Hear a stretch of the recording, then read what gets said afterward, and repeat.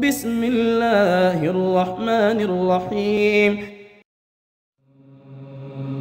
محمد رسول الله. الحمد لله والصلاة والسلام على رسول الله وعلى آله وصحبه ومن والاه. The relevance of the topic that we're going to talk about, I think, is self-evident. In particular, and especially in light of the recent Danish cartoon controversy of 2005. And what I'm going to do before getting to the actual gist of my topic is to give a little bit of a long introduction, talking about miscellaneous issues. The first of these issues, before moving on to the academic side of things, many people mistakenly presume that this is an issue of free speech. That what is at stake is the freedom of speech and the right to say whatever you want to say. But I want to state quite clearly that this is not the case. The issue of insulting the Prophet ﷺ really has absolutely nothing to do with the freedom of speech, even from a Western perspective. And this is because every single society in the world, every single society has certain issues that it considers taboo. It considers unmentionable. Sometimes that taboo is legally enshrined, that the government says you cannot talk about that. And every single country on the face of this earth has laws directed against certain types of speech, libel, slander, hate speech, etc. Sometimes it is not the government that sets these laws. It is societal norms and cultural values. Every single society has certain issues that are simply taboo. You don't talk about them. Or if you do, you must pay a price. Maybe not going to jail, but you will pay a social stigma. You will pay a price of your value being lost in society. For example, in the country that we live in, North America, United States of America, racist diatribes, speaking ill of African Americans, for example. It's not illegal. You're not going to go to jail if you're a racist. But what is going to happen if you open your mouth and you start criticizing African Americans, stereotyping them, using the N-word?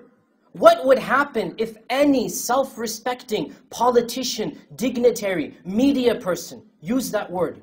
He wouldn't go to jail. It's not against the law. But such a person, as you all know, what happened to that radio show host when he used a very vulgar or very evil term? He was stigmatized. He was considered socially ostracized. The company had to fire him. How about the actor that plays Kramer on Seinfeld, Michael Richards?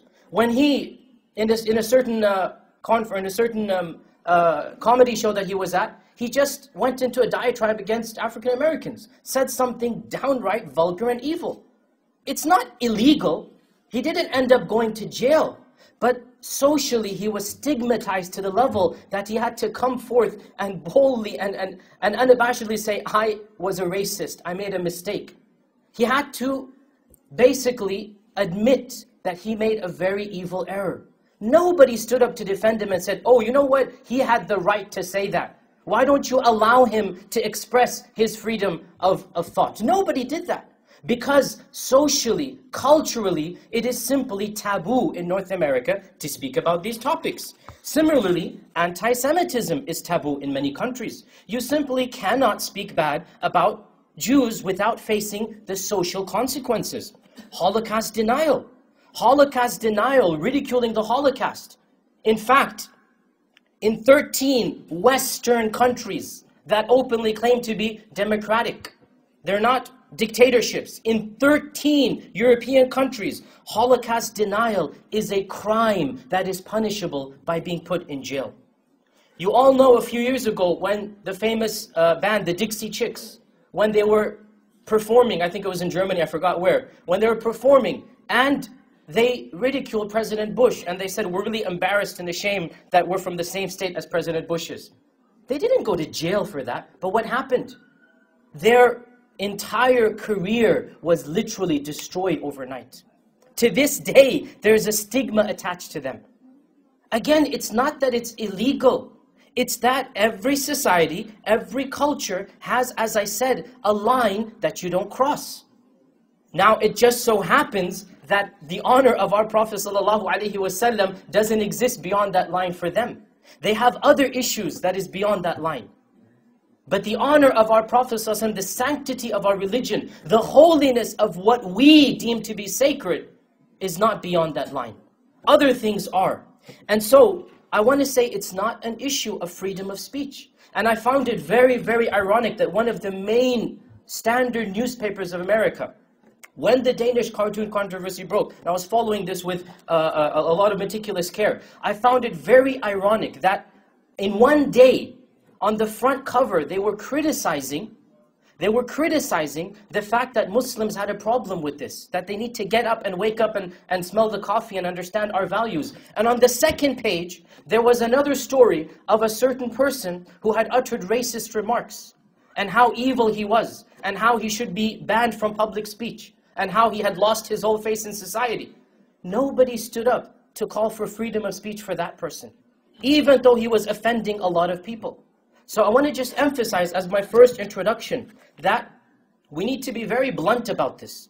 We are not asking for such things to be made illegal. I understand that in this country it's not going to be possible. But what we are asking is that they become culturally taboo. Self-imposed, we call it. Self-imposed silencing, not legal silencing. And I want to give you another example. And this happened, ironically, after the Danish cartoon controversy by a few months. David Irving. How many of you have heard of David Irving? Not too many. This is a name we need to know as Muslims not to support. I don't support this person at all. But to demonstrate the double standards that exist in the society and culture that we live in.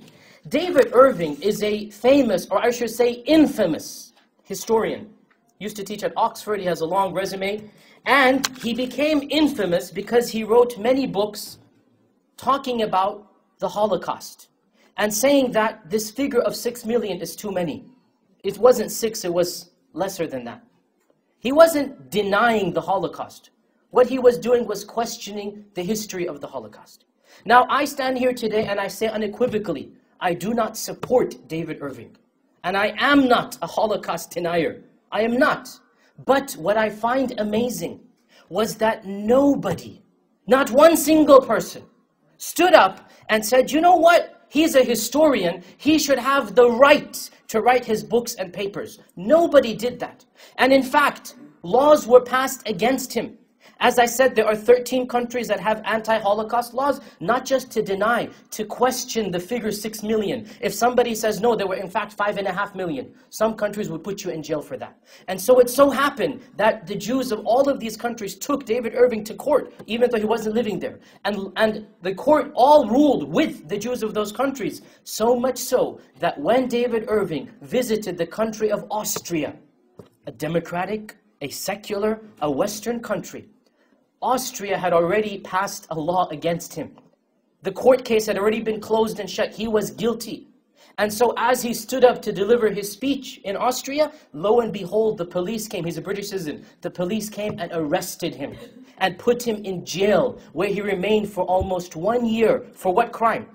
For what crime?